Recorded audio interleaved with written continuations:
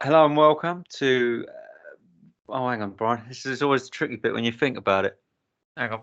Right, here we go. Yeah, just wait for it to buffer out, mate. Hello. Here we go. 5, 4, 3. Hello and welcome to episode 2 of the Tinfoil Hat podcast. Today, you're speaking with me, and that'll be Neil, and also my co-host Brian is here. Say hello, Brian. Hello, everybody. How are we? There How are you you, go. Neil?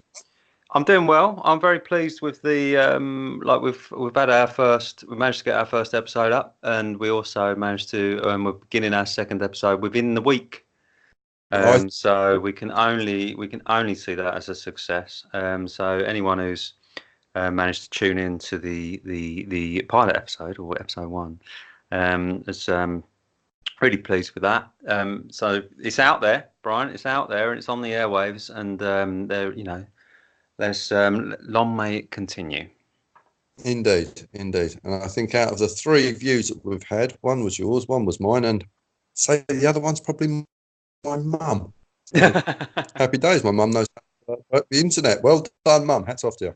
Well, that's good. Actually, it was 8 views last time I looked, Brian. So we're only 2 away from double figures, which I think I remember discussing would, for me, be quite a reasonable turnout for the beginning, the first episode, because got to keep your expectations within check. Is the thing, I think, this early stage. But like a couple more listens, so anyone who's maybe listens to this one might want to go back and just have another little listen. Just need 2 people, and we're up to 10, and we can be really proud of that. But it's only episode 2, obviously, and it's we're not exactly producing a massive advertising campaign to release this thing, are we? So why not celebrate the fact that we're just getting it done? It's always just a pleasure to talk to you, young man. Thank you very much, Brian. I concur. Right, well, what we was thinking today, weren't we, Brian, as we just had a little a brief chat there, is almost continues on a little bit from last week when we were talking about the mycelium and mushroom cultivation. And you've had a bit of a week with some plants. You just want to sort of describe like what these plants are, why you chose them, I suppose. Now, a long time ago. So I'm going to say 4 years, possibly. I've been waiting to take the plunge and buy these plants.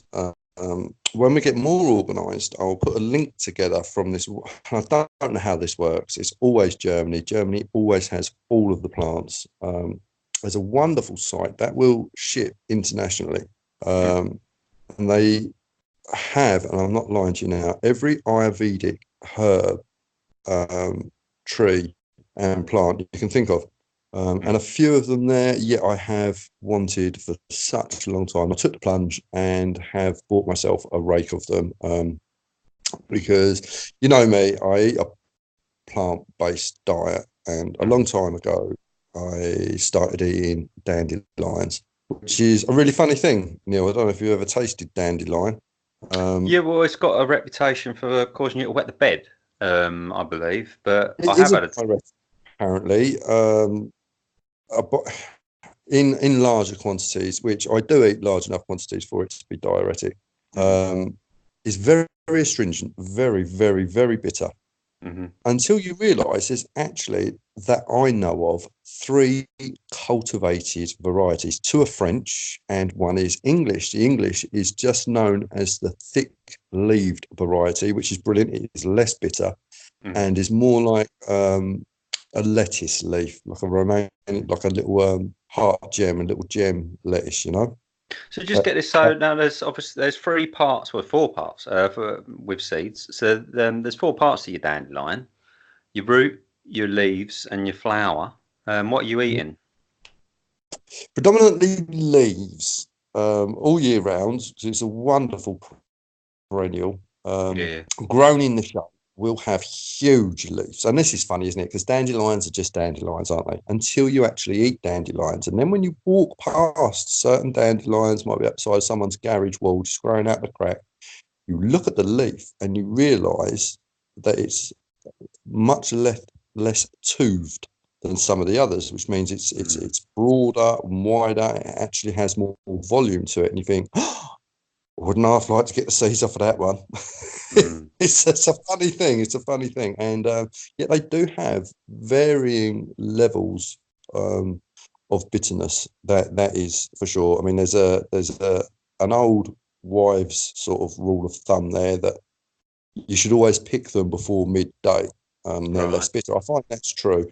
But if they're shade grown, again, they are less bitter. But this is what brings me round to something I was reading about Ayurvedic medicine. But can I just interject before, because we'll need to talk a little bit about what Aloe vera is, I suppose. I think I'm not so good at pronouncing it, but I think I think there's two topics here almost. One is foraging. Your foraging, which like dandelion has got to be one of the most common plants in the UK. We're in the UK, aren't we? So it's got to be one of and easy to identify. So I this think would be relatively as much credit as it deserves. Okay, so it's a bit, because more exactly like I said, it's got that reputation of making you wet the bed, but I think it's like that goes into foraging, basically foraging, I would say, and then we'll go on to a bit to aloe vera. But like, let's say, we talked about foraging mushrooms last week, but with the just for people out there, really, Brian, I've not eaten it much. I've eaten it occasionally. Like I think it was one, but because it's so easy to identify, I wouldn't say I look forward to it when I've had it. Maybe because I haven't found a good variety, but I will occasionally have it. Do you cook it though? Would you say, or would you have it in a salad? How would you use it? Well, now if you want a recipe, and it's a bit of a wacky one, but I absolutely adore it. Get the largest leaves you can, lay a couple together, get 1 part crunchy peanut butter, Nice, 1 part whole grain mustard, mix it together. Put it in the middle like you were stuffing vine leaves, wrap them up and just wang them in. Absolutely delicious. I have lemon juice or apple cider vinegar on everything. I don't know why. I do a little bit of cracked salt.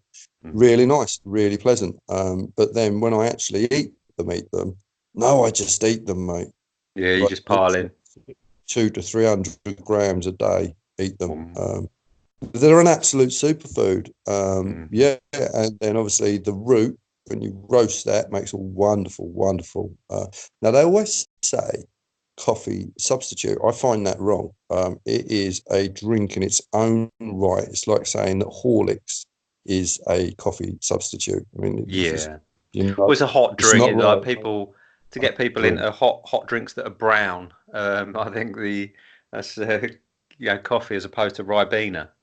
But so I can get that. I've never had that actually. I've never roasted I've never had the roast dandelion coffee substitute. It's a fantastic drink. Now a lot of people have it with full fat milk and honey, or just honey. Nice. Personally, myself, sweeten it up a bit. I take it straight with salt. Well, it does sound like if you're having like basically dandelion leaves, peanut butter and mustard wrapped in dandelion leaves, you've probably got quite a penchant for a bit kind of those kind of those strong flavours there.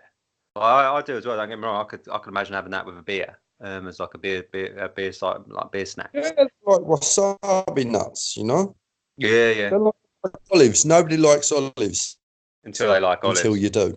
Yeah. Well, it's so true. And this is what takes us back to the Ayurveda. I was reading about how we.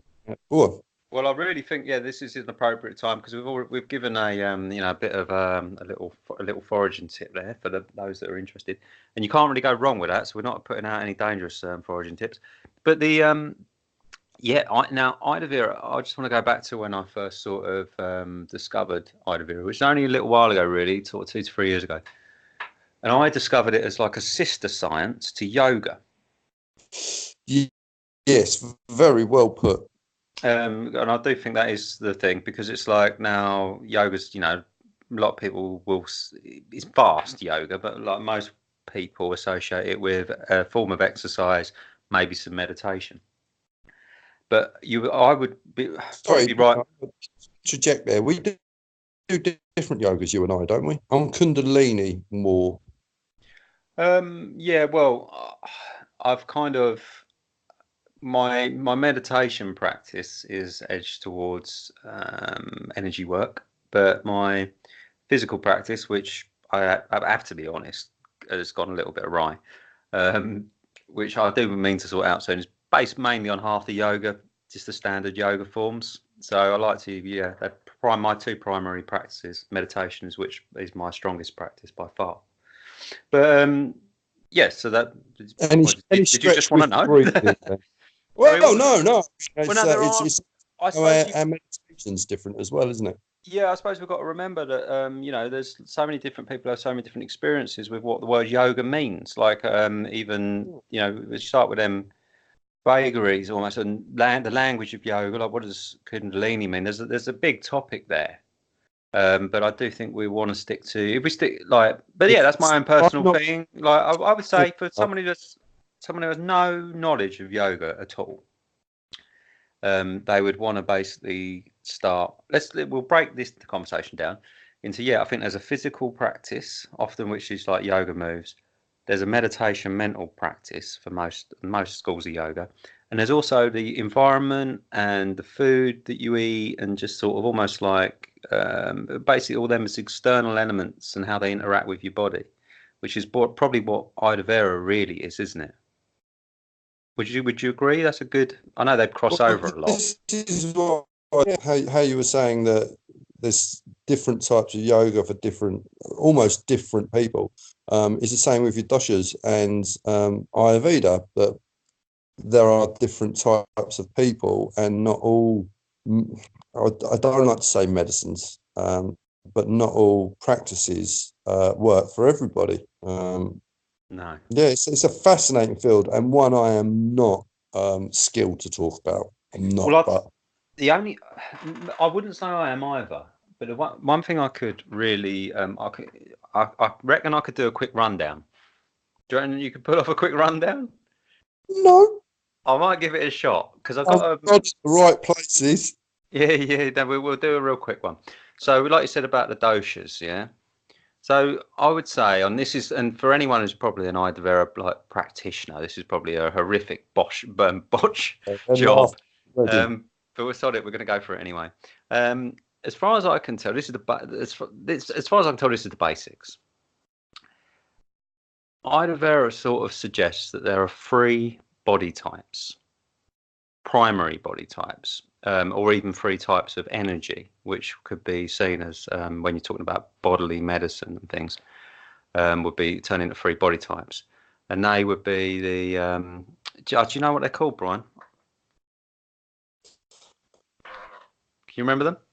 Oh, I can't pronounce anything because I'm dyslexic. I'm pretty sure every word I've used so far I have pronounced wrong. Right, they're pit. One of them's pitta. One of them's I think it's like kapha, and one of them's like I can't remember the first one. Anyway, but they're based like they talk about like element. They're like elemental, yeah. So you might have basically they seem to be founded around air element, fire element, and earth element. Yes, and obviously I'm the fire one, apparently. Yeah, well, this is quite important to understand because I should be, but I'd like to. this goes into quite a lot. When you start to, because I think this is something that I'm sold on this, and this is how I got sold on this as an actual like science or something you can start Sold to. on Neil. Well, I'm sold on it because Yeah. I'm fire as well. But you start to notice these different body types when you look at the actual like you'll have similarities. If you're a certain type, I'm Pitta as well. You'll have certain things that like all Pitta type men will have. Like for instance, Pitta men would have like grey hair quite young or bald quite young. Yeah. It's nice of you to say that I'm quite young, so that's nice, buddy. I'm not going straight in for the yeah. I'm not going to say yeah exactly. And then but this is like we probably share the Pitta thing. But like, what would you? Yeah, but does this make sense that you can see external signs? Essentially, what we're saying is, I'll break it down. There's three main body types, and you'll fall into one of them somewhere, and you'll have certain things that will be related. So, and one of the things like you might get with a pitta type is you might get indigestion, right? Because that would be like producing lots of excess acids, or you might be quite an angry person. Well, So this not, was obviously huge for me, wasn't it? We were just saying I'm just making my second lot of 5 litres of sauerkraut because it's the only thing that will keep my internal flora going correctly. So yeah, that was a big learning step for me there. I just presumed it was a lifestyle, but it's not. It is foods, and when you look deeper into it, what you should avoid, and sometimes maybe treat yourself a little bit too, which is terrible for me because that's chilies and garlic. Yeah, 2 of my big ones. I love them. Well, I'll tell you what. It's just made me think, Brian. The biggest thing, like, if this is brand new to people about aloe vera, the biggest shift it changed in my mind was like in Western type medicine, or what you're introduced to in Western medicine. It's like there's one way to be, isn't there? There's like a BMI. There's like an everyman sort of. This is what a healthy person is. And then aloe vera what we were saying. It's a nonsense, isn't it? Well, it's just very prescriptive. And yet aloe vera comes on and goes, well, no, there's all different types of people and they need to treat their body in different ways. So there's no one size fits all solution to if you're going to use diet for health.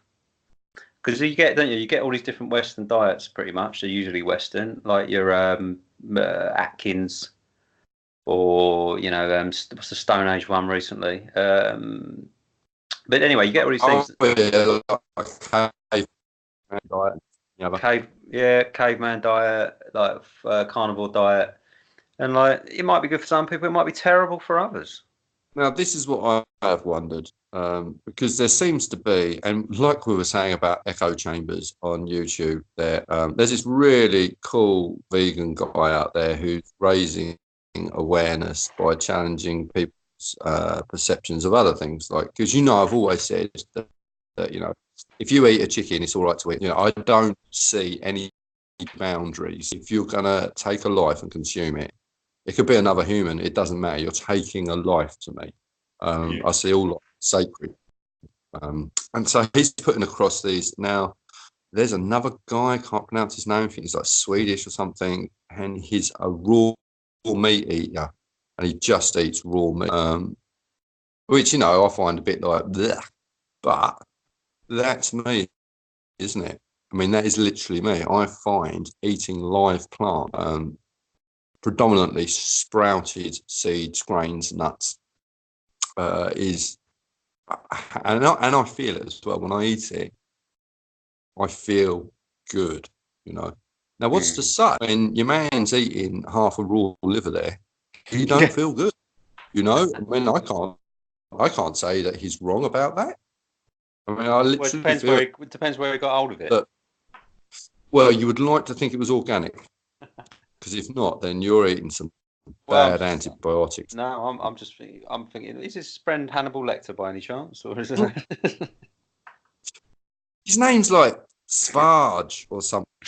On YouTube. Yeah. He's an absolute mentalist in his approach, but I cannot say that isn't how he's supposed to eat. Yeah. Well, hang on. See that what you're saying? There's no moral. In what way? Regardless of moral, if his body is cut out for eating raw meat, my body's cut out for eating live foods, like live grains and that, I see. Yeah. The idea of eating processed things, and especially after a long fast, anything I taste tastes like poison, unless it's organic, freshly sprouted, broccoli alfalfa for breakfast with a bit of sauerkraut, and then it literally tastes like you would expect it to. Now, if I was to eat a bag of Monster Munch, it would literally taste like plastic, metal, and poison. Now, if you keep on after your fast just eating nonsense, it just tastes like stuff again, but that break from fast, because I fast a lot, that break from fasting, when you've really cleansed your whole palate and your whole body, to then something that's just a made up nonsense, it literally tastes like poison. It doesn't taste like Monster Munch, because back in the day, flaming hot Monster Munch with the lick, weren't they? You know, Well, when I do you like. I still like. I have to admit, I do enjoy the pickled onion. Still do. well, this is it. You know, But then I haven't had a fast for a while. fast for 28 days, Neil, and then make that the first thing you eat. This is Trust like me, you the. will never eat them again. They don't taste like what you remember. This is definitely the. I do highly recommend some of the anti education, like doing things that maybe aren't good for you, just to see what it feels like. I've once broke a fast by eating a kebab. Did you? Yeah.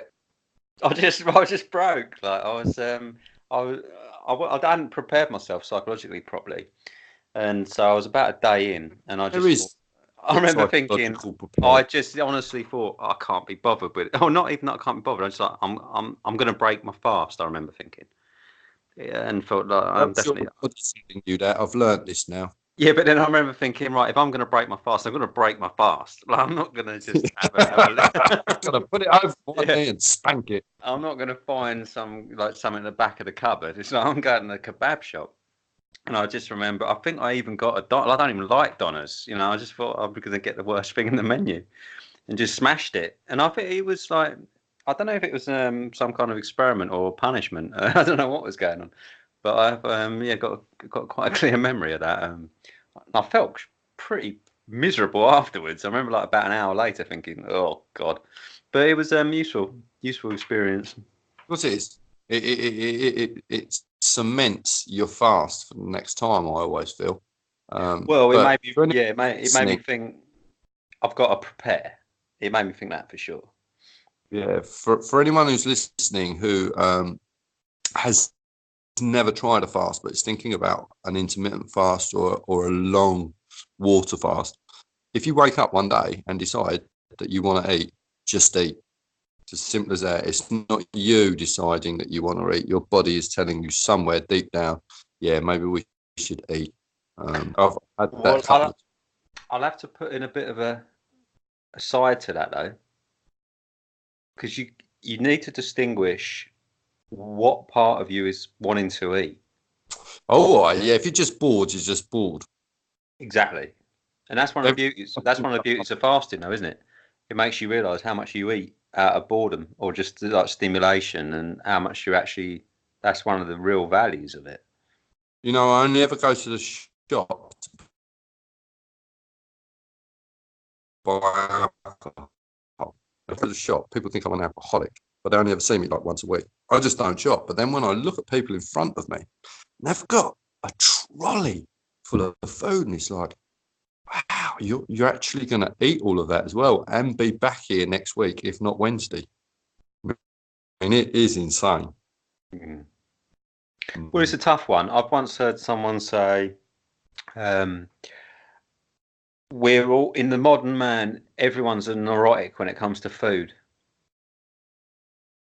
Yeah, because if someone was to look at my diet, they'd say I was absolutely mental. I mean, I remember when yeah. I remember when my friend Kev, great friend who I used to work with, just could not believe that I was eating dandelions in front of him. It was like, what are you doing? A dog could have weaned on that.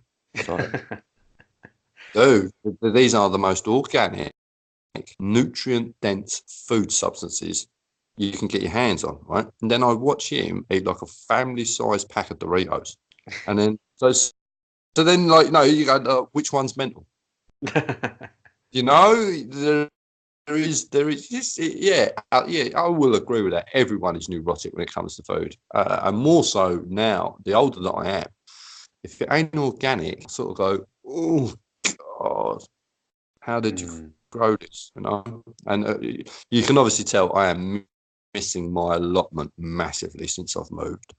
The idea that I now have to import food, not import, but have it delivered, have my seeds delivered rather than grow the plants and harvest the seeds myself to do my sprouting.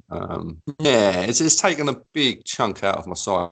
When you get to a part of your life where you're just like, hey, I'm pretty much made. I'm self-sufficient in like a really peculiar way, but to me is the least energy intensive way of growing food. You know, you grow the seeds instead of harvesting a radish, which is one tiny little inch, collect its seeds, and from them seeds, I get half a kilo of sprouts, or I could have got a 20-gram radish. You know, to me, it makes sense to produce my food in that way. And then to not have land now is a bit like, oh, I'm relying on other people again, but I still can't go backwards. Yeah. You know, I still have to get the seeds and do my sprouting because there's a lot of love in it. You know, I enjoy that routine every morning. Oh man, I ran out of joss sticks the other day. Massive oversight. I forgot what a ritual it is to light a joss stick and open all the windows in the morning. You know, it would. Oh, that part of my routine's gone. Yeah, we're all funny creatures, aren't we? Should we stop talking about my neurosis? Let's talk about yours. Well, the problem is though, when I'm hearing it, it's reminding me of and I go through. Yeah, I'm sure you must have this as well. Where you have a real good run, and when I'm talking a real good run, it can be like 3 years of a run where you're just improving your environment and your food, and like it's just like you're getting everything better and better, and you've got organics going on, and then you can have a downward spiral where you're eating crap, and this can be influenced by other things. Massive barometer, I think. But it's I've been in a bit of a downward spiral, to be honest. I've You've like had I've had my on. diet a lot better. I've had a what? Sorry. You've had some things going on, mate. Yeah, bad things going on. It's like when you've it's one of them things that's it's all too easy to sacrifice, and I think we've all kind of done it. The general population anyway has gone right. I tell you what, food we'll outsource that, and that's and we all know the problems that's caused. But it's like yeah, not massive, and so I think we've all sort of done it. Self. Mm. Yeah, no, I do relate to that, especially if I imbibe alcohol. Yeah. The next morning, you know me, you must have been round mine and see me the next day eating curry on toast. Yeah. And I think that goes back then to the Ayurveda again, you know. I love garlic, I love chili, which is something I should have in not even moderation. It's something I should try and abstain from the best that I can, which is difficult. Well, I'll tell you what, Brian. Let's coming up to about half hour, so we'll do a little summary on this topic before we. I've got one more I want to speak about, but overall, I get a sense that everyone has their own sort of food choices, don't they? You know, but I think we all know that there's areas of improvement you can always make in food, and there's so many different schools of thought when it comes to food. However, I think we share a kind of an interest in like basically food for health, which is kind of Ayurvedic, is a very strong one for me, and also food for self-sufficiency. So you've got the combination of allotments and foraging and things like this. So I think we've both got a lean when it comes to food towards basically self-sufficiency, health, maybe variety, things like this. And I would generally suggest that when it comes to the Tinfoil Hat podcast, those alternative food possibilities of foraging, self-sufficiency, and Ayurveda are obviously a part of the whole theme there. Well, I'd just like to and going back to this, I think this is going to be a recurring theme for me. Education.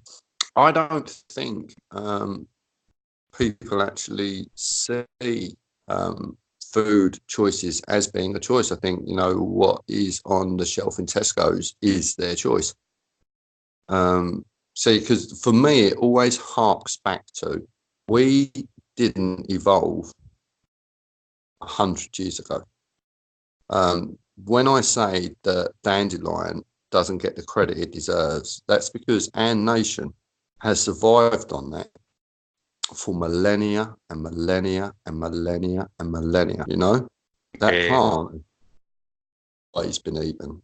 For it to now just literally grow at the roadside, and people weed it out of their garden, you know. To know that is why we survived as a species on this little isle, is that and stinging nettles are definitely the two main staples that we survived on. And yeah, it's just strange, you know, and it's in there, isn't it? It's mentality. If it's not wrapped in plastic, you can't eat it. Yeah, it's yeah. No, it gets built in. I agree. I think what we would both agree with is basically, and sometimes you get a bit of a blockage with this with people when you, like you said earlier about eating the dandelion or whatever. If we have to put forward something to say about it, it's like, why would you not want to know how you can get a free and nutritious food source that can also, that's, you've got health, and that is free in case anything ever went seriously wrong and you needed to get some kind of food? Why would you not want to know that? And especially as it's something that can be done relatively quickly. It's one of the things that I think sort of everyone should know a little bit about. Definitely, 100%. Now, this is where I was actually going with this, Neil, was I was reading an article on Ayurveda and how a lot of the herbs are bitter. Yet in the Western palate, we've written bitter out of the equation. Yet we can take capsicums from being sweet to being fiery, like you know how bird's eye chilies and nagas can be. Yeah. Yet we could take the nuances and the flavors from chilies and distinguish which chili we're eating, because we understand the different Calvins involved in it, you know. Now, in other cultures, bitterness is exactly the same. You know, there are nuances to the bitterness, and it is an enjoyable experience to eat astringent herbs. Whereas we just go, that's bitter. We've just lost the palate to understand it. So when I eat that, it's like, these are nice. That is an interesting topic, that, because that's a whole separate thing you're going down there. That's almost like psychology, that. You know, we have just lost it. We've just lost that palate.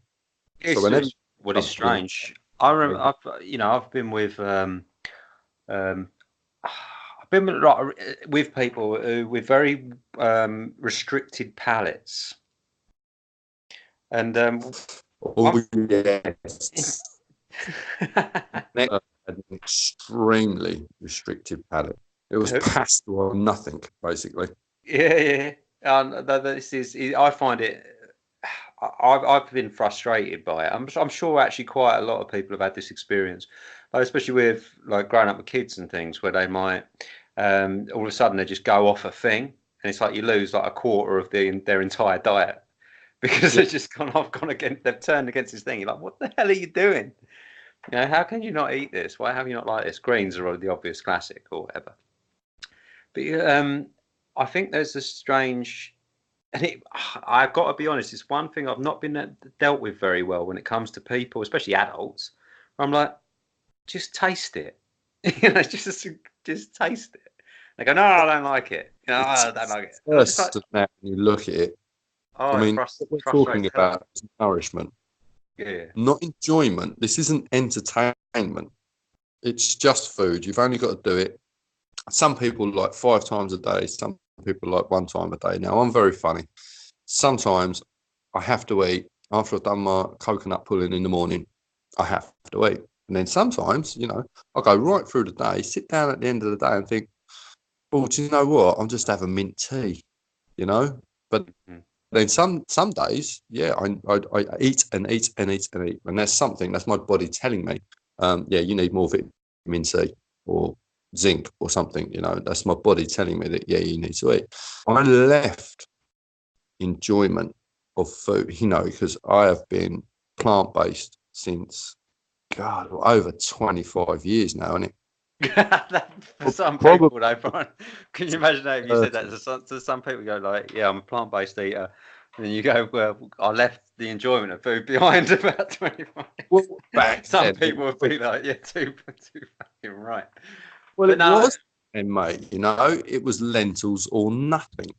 You yeah, know, yeah. now you've got all kinds of different Linda McCartney, this, that, and the others, and blah blah, and this that, which still, you know, I think they're just as toxic as anything else.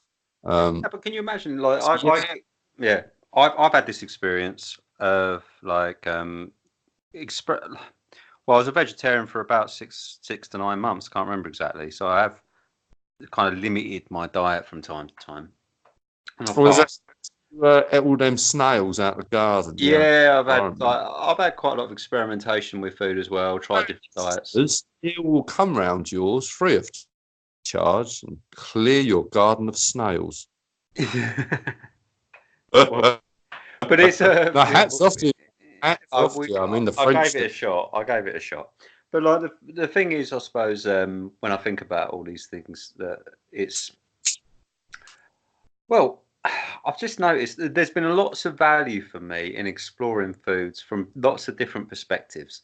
So, like for pure enjoyment, for like even like culinary expertise, like trying to improve my cooking skills, through to diet, through to philosophy, like cutting out meats and moral eating. And when you think about the number of times I've sort of shifted my diet for some kind of new reason. It's been quite a lot when I think about it, but it's all been about I would almost say exploration is the key, because it's your body, it's your food. You can do what you want really, and it's like why not just explore it, you know?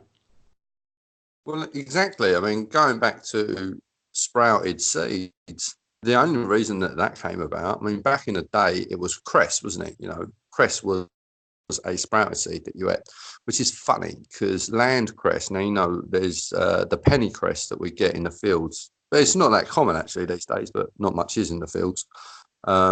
Is a great little sprouter and is good to eat. And the fire you get off of it, you're like, how'd they call this cress and not chilies times 10? You know, I mean, it's insane. But again, it's lovely in the right quantities. It will dress up, say, like marshmallow or muskmallow leaves. Mm-hmm. Put it with it, it'll give it punch, like, you know. Mm-hmm.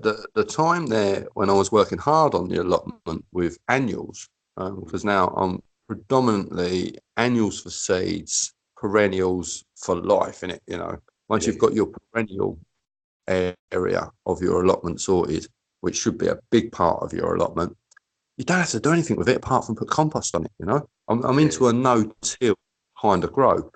I realised that you just haven't got enough land to keep trying to provide yourself with enough green stuff to eat. Yet the seed that you can get off of something are exponential when you sprout them. You're talking like 5 grams of seeds will do 120 grams worth of little greens to eat. I mean, it's a no-brainer because for every meter you grow, you can get end produce 5 kilos, 10 kilos of sprouted seeds.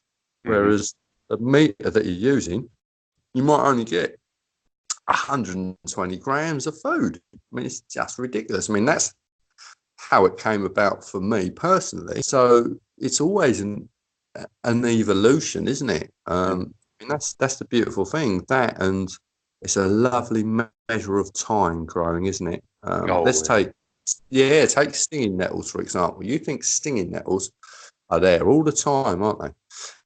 They're not until you need them, right? And there's a thing about stinging nettles. When they flower, they produce blah, blah, blah, blah, blah, blah, blah, which is really bad for your kidneys. So you can't imbibe stinging nettles. And this goes for making tea as well, apparently, when they're flowering. Depending on what area of the country you're in, stinging nettles might come out as late as April. And then they're in a rush to flower. Next thing you know, you find yourself harvesting stinging nettles and drying them for later use because the wind is so small. Yes, they're prolific. they're everywhere. One I've good got. tip: you cut them down, they will come back up, and then you've got another chance to harvest them before they flower, which is good. But yeah, it's a lovely connection with the I'll give. I'll seasons. give. I'm season orientated. I'll give a little story. This is a good interjection for a little personal story. So, my family, I suppose, I don't think he'll mind being named. My father. We now for a fair amount of time, I've been kind of on the alternative lifestyle fringe of things, and I would say for a long period of time, I may have had some rather questioning experiences with my my family in relation to what the hell I'm up to. But what come round, this was about 4 or 5 years ago, which to me was a personal victory. Was this experience where my father had started to experience, sadly, he started to experience some kidney problems, essentially the kidney stone. And he was going through the NHS and, through the standard lines of travel for the kind of health that you're provided with, to no avail. And he tried sort of, let's say, got some doctors thing. I probably gave him some pills, they usually do, and all this sort of thing. And then all of a sudden, I think it was someone, it wasn't me, it was someone somewhere along the line, advised him, I say outside of my circle, to try the nettle tea as a possible, curative. And lo and behold, he's now an avid tea drinker, especially with the nettle tea. I remember he was buying it originally, and then went on also to he had such an aplomb with this thing that he bought himself a tea set, and he had was buying his supply of nettles. Yeah, he went mad on it, and he was buying his supplies off the internet. And then last thing I heard is that he was going to start prepping his own nettle tea. I'm like, all of a sudden, like after being, I wouldn't say berated, but maybe just questioned over some of my lifestyle choices, I find my father's going out foraging nettles, and I just thought to myself, like, this is, I would like to say a personal victory, but also just a nice little revelation, nice little story and experience that happened in my life, and that also how direct experience of the benefits of these things can change anyone's attitude. Well, do you know that not only is there an annual stinging nettle in this country, which is the more vicious stinging nettle, and not until you experience real stingings from nettles that you understand that was the annual, and it hurts buggery. The Romans, when they came to our isle, brought their own stinging nettles with them. I didn't know that. Do you know what they used them for? No, I've heard of people beating the backs of their legs with them so they can run further. We'll go into the corners of the body in a moment. No, it was to keep their hands warm. Thrash the back of your hands with stinging nettles and they become warm, which I can attest to anyone who has been stung by stinging nettles. Yes. Do you know how to cure stinging nettle stings? It has nothing to do with dock leaves. The idea of using dock leaves is the time it takes you to find a dock leaf, it's worn off. If you take a stinging nettle, crush it up, and get the juices from a stinging nettle, and then apply it to the sting, that will actually take away the sting. And this is a proven science. Now, in a little place in Wales, I can't rightfully pronounce it, but I'll have a go. There was a man, crikey, what was his name? I'll have to dig the book out. It was a Confessions of the Last Sin Eater, I believe. Wonderful book. If we ever get together enough, we'll go over this again, and I'll put a link to the title and IBM number there so people can find it. It's a brilliant book, Neil. I thoroughly recommend that you read it. It's fantastic. When negative energies manifest, usually we use a smudging stick, which is white sage, to purge negative energies. way back when in our aisle, because salvia, I can't think of it now, salvia, one of the salvias, the white sage, is not from this country, and it didn't appear here till quite recently. What used to be done was that in every corner of the body, so that's the back of the knees, the creases in the elbow, and under the armpits, were flogged with stinging nettles to drive out evil spirits. And that was I say evil spirits, negative energies and negatives that certain people from Wales apparently used to be able to see. It was used as a purgative for negative energies for millennia, which is interesting, to say the least. Yes, a wonderful plant, a nettle. And because it's so deep rooted, it's what's known as is it a deep accumulator? Well, draws up minerals from there's the earth. Now this is interesting. This goes off a bit more that was interesting as well, Brian, but this is a different topic. It was I'm also, as you are, I'm sure, an avid interester in gardening. Just interested in gardening. You soon learn as a gardener and cultivator of plants about how much basically you're cultivating soils, not plants. Absolutely.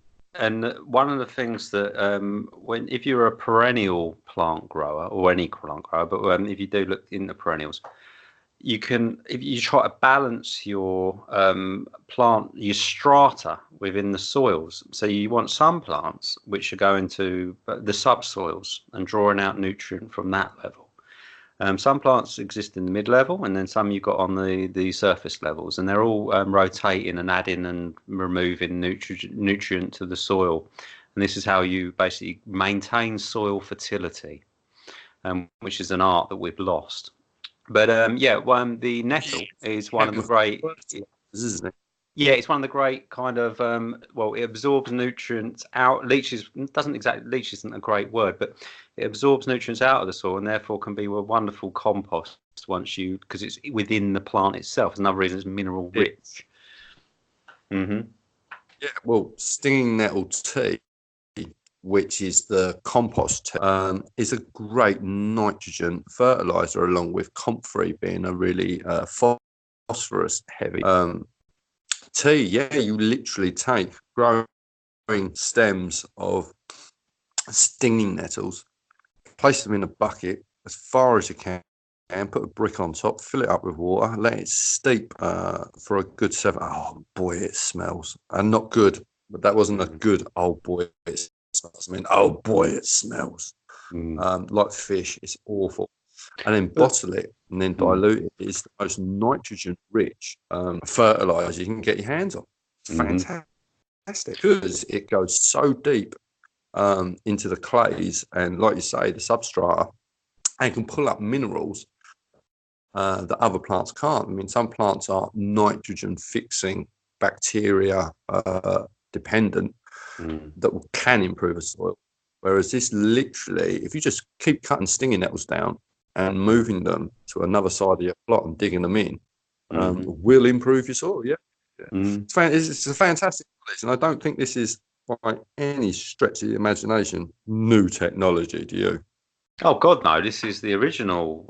Like the whole what you said there about nitrogen fixers. Well, they're the pea family. They're a family of. I think there's only about 2 or 3 that I know of. Families of plants which fix nitrogen, and once you learn what a pea flower is, it looks like a hood. Yeah, it looks like a hood with earmuffs. It looks like a little.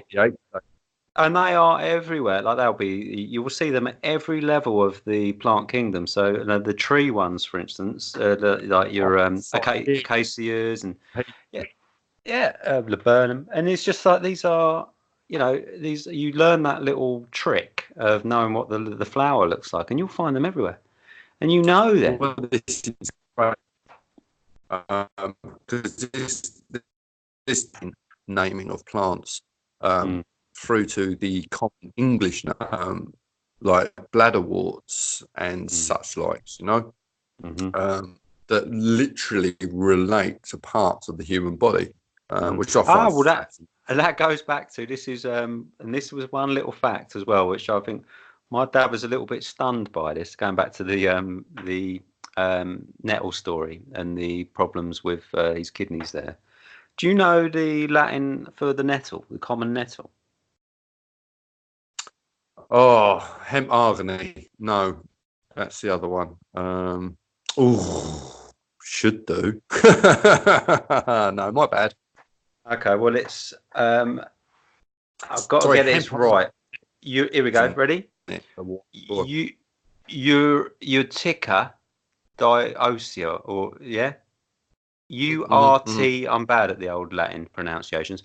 URTICA. Right now, that is, as far as I'm concerned, has also got a root word of urine. Aye.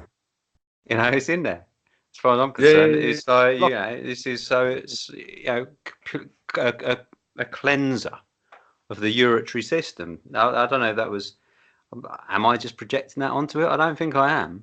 I think that was, you know, that's what it was used for. When they started naming all these plants back in the 1600s, now this was one of the first ones they would have named. And so, yeah, you look for those names. It says the Latin as well as the Old English, and you will find its common use often.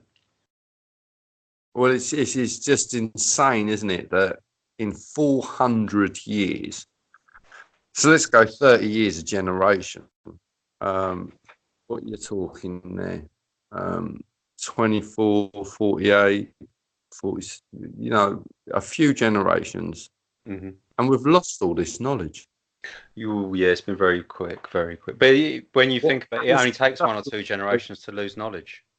That's the terrifying thing. There's a lot of people out there that say things about and knowledge and how it's very simple to delete it over 2 generations. And see, now here comes a recurring thing. Back to education. You don't question what's in books. You just don't. So, you know, when you're given a book at school, you take it as gospel, don't you? You know, they could tell you anything. I would say as long as you're working hard and getting results, mum and dad are pleased. Did you actually stop to question what you're being told? I mean, does this actually sit with your narrative? Doesn't matter. I need to pass this exam. Well, how did we lose this knowledge? I'm going to go back to Wales again, but you know, there's places in Wales where you know there's old knowledge, and it seems like nonsense, and then all of a sudden science turns around and goes, well, you know, we've been looking into this plant, and actually, it does have some medicinal properties, and they're like, yeah, I've been saying that for over 700 years. What are you talking about?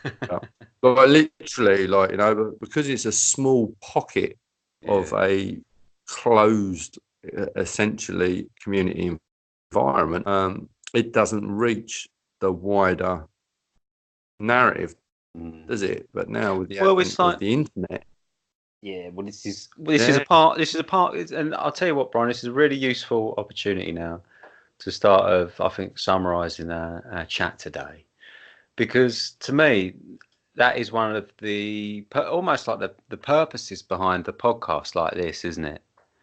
Is to sort of try to collect together our own observations of what we may see as sidelined wisdom, or our own thoughts, you know, about sort of kind of what may have been lost or what we've gained, and try to kind of sift through it, bring it together like a compendium. Maybe sometimes say, well, maybe that bit is actually bullshit and does need to be thrown out, and also try to bring forward those things that are like, well, hang on a minute, now this stuff's got to be preserved, because it's and I think that is one of the things that really defines what potentially this podcast is about, but also improving your plant knowledge, and you know, just which is what we've been talking about today, becomes such a fascinating topic when you start to introduce that sense of like you're maintaining your cultural inheritance, which is knowledge, and that's a beautiful thing to do, even if you're doing it just for pleasure. But if you're also doing it because you've got a deep belief in the value of maintaining those kind of cultural wisdom, then it becomes even more profound and rewarding, in my opinion. Sorry to get a bit deep there, Brian, but I just it does. I've always, when it comes to plants, I've got a massive.